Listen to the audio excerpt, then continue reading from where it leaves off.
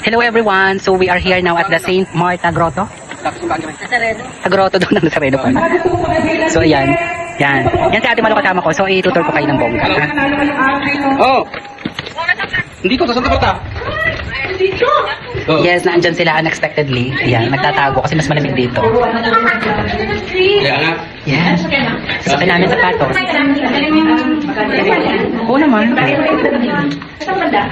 This is the Nazarene Grotto. Sobra tiyataan. So yan. Ito ang Nazareno Grotto. Ah, ito pala yung ginagawa dati nila ng mga kumpare ko. Yan. Ang namin naman motivate sa tao. Oo, kasi nilagay sa taas.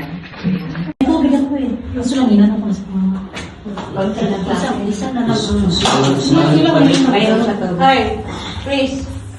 Meron bang mga doon sa inyo?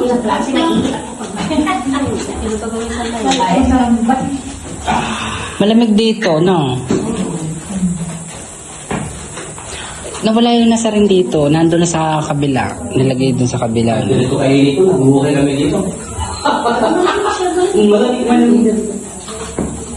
Kahit ba ito, no? Malamig siya. Oo. Paano niya nabubuhay ang ginamit ko? Hindi, may kwala siya. Talagang save na siya. Mga ganito ito nung kababaw ito. Mababa lang. Halos abot ko na ito. Tinukay namin yan. Tapos pinalalaki namin na ganyan. Tapos yung hukay nito, mga ganyan pang kuhan. Ganito rin ka-dalim dyan, tinapunan din namin sinimig dito.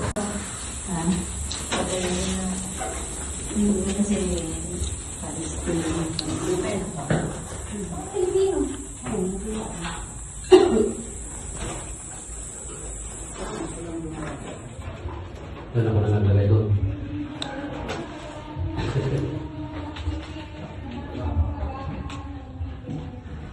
Hindi mo parang